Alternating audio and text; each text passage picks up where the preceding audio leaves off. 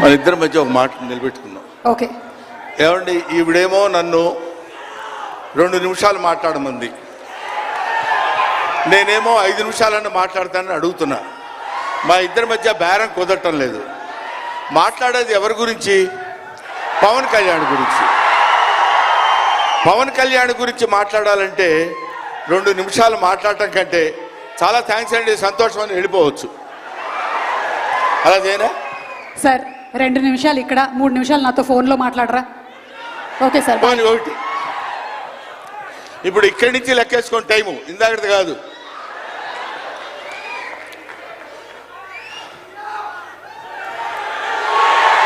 ఇక్కడ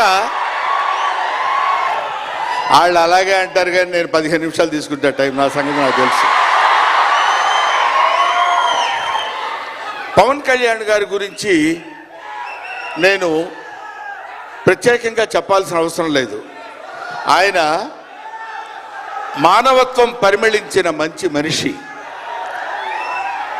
ఎంత గొప్పవాడంటే చాలా గొప్పవాడు అని చెప్పడానికి మాత్రమే మనకు చేతనవుతుంది. చిన్నప్పటి నుంచి ఆయన 17వ సంవత్సరం నుంచి నేను చూస్తున్నటువంటి వ్యక్తిగా నాకు తెలుసు. అప్పటి నుంచి ఇప్పటి వరకు ఏదో ఏదో ఏదో చెయ్యాలి అనేటువంటి తపనతోటి సమాజానికి ఏదో ఉపయోగపడాలి, I want to do something for the society sir అని చెప్పినప్పటి నుంచి ఇప్పటి వరకు నాకు తెలుసు.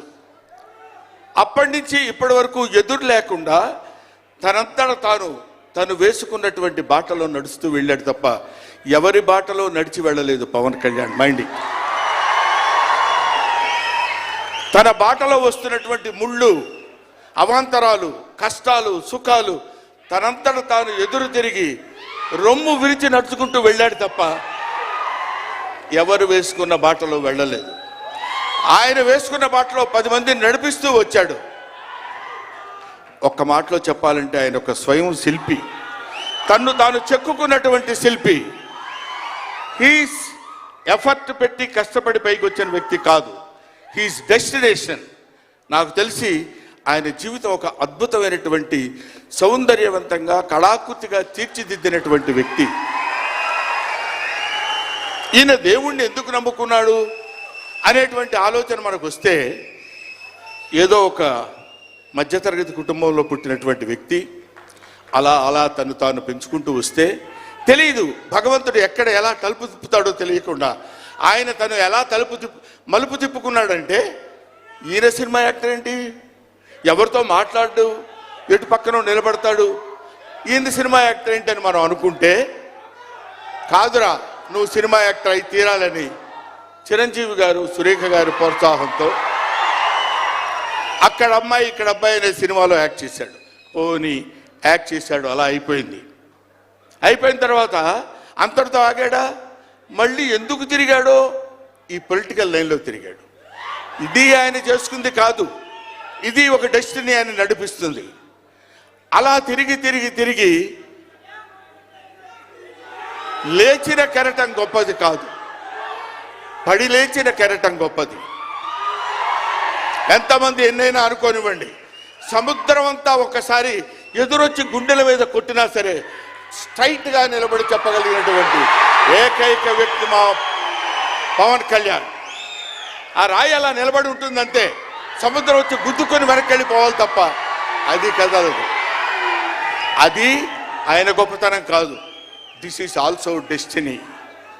ఆయన అలా రుచించబడ్డా అటువంటి వ్యక్తి ఇన్ని అవమానాలు, ఇన్ని భయంకరమైన సిచ్యువేషన్ అంతా తిరగబడి ఈయన మినిస్టరా, ఈయన డిప్యూటీ సీఎమ్మా, ఇది ఆయన గొప్పతనం కాదు. This is also destiny. ఇదంతా ఆయన నమ్ముకున్నటువంటి పరమేశ్వరుడు లిఖించినటువంటి ఒక అద్భుతమైనటువంటి సిచ్యువేషన్ అయింది. అందువల్ల పవన్ కళ్యాణ్ గారు బతుకు మీది, చావు మీది, బతుకంతా దేశానిది. అంతే, పుట్టుక మీది, చావు మీది, ఈ రెండే మీవి.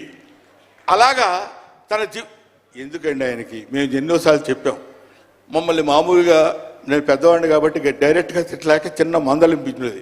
ఎందుకంటే మనకి ఆ రాజకీయాలన్నీ ఎందుకంటే నో, ఎప్పుడైతే మూర్ఖత్వం అనే పదం మనం వాడతాం, కానీ మూర్ఖత్వానికి ఇంకో పదం ఏంటంటే పట్టుదల.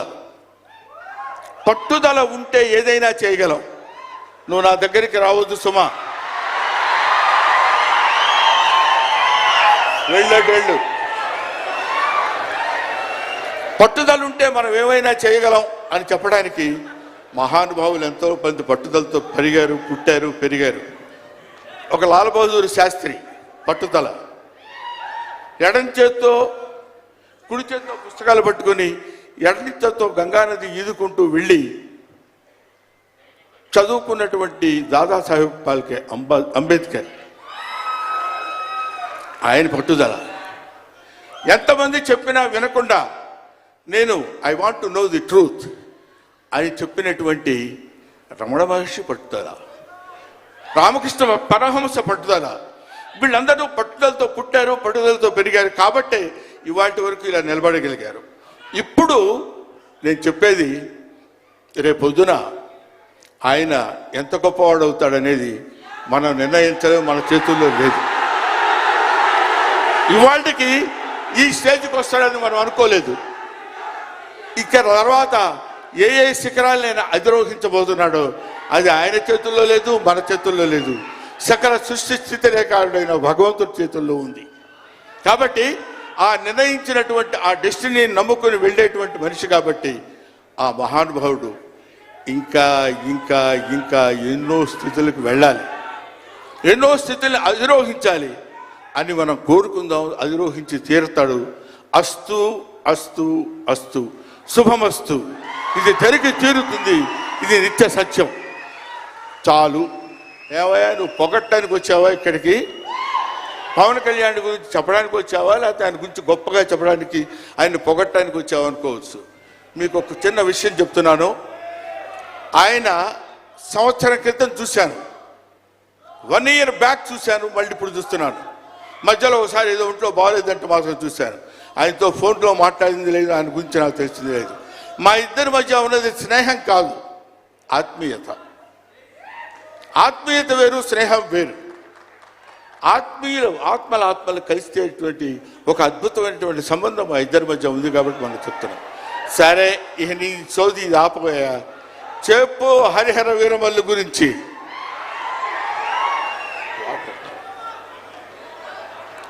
హరిహర వీరమల్లు, ఇందాక తమ్ముడు భరణి చెప్పినట్టు, శివుడు ఒక్కడొస్తేనే, శివతాండవం చేస్తే 14 లోకాలు దద్దరిల్లిపోతాయని చెప్తారు. అవునా?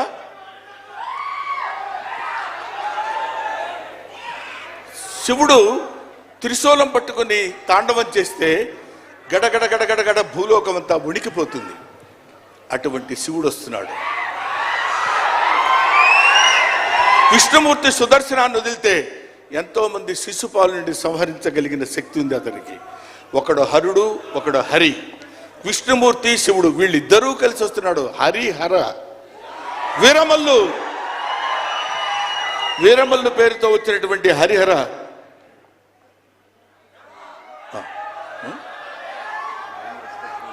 ఓకే, అందుకని హరిహర వీరమల్లు గురించి మధ్యలో చిన్న డిస్టర్బెన్స్ జరిగింది. సరే, ఏదేమైనా ఆ సినిమా గురించి ఇంక నేను చెప్పాల్సిన పని లేదు, మీరు చూస్తారు కాబట్టి నేను మాట్లాడదు.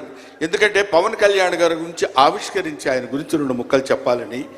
సరే, సినిమా గురించి అంటారా, ఇంకా ఆయన గురించి మనం ప్రత్యేకంగా చెప్పాల్సిన అవసరం లేదు. ఆయన అలా కొట్టుకుంటూ ఇంకా రచ్చ రచ్చ రచ్చ రచ్చ కింద ఉంటుంది. ఇప్పటికే పవన్ కళ్యాణ్ గారు, మరి ఆయన జాతకం ఏంటో నాకు తెలియదు, ఇలాంటి స్టైల్.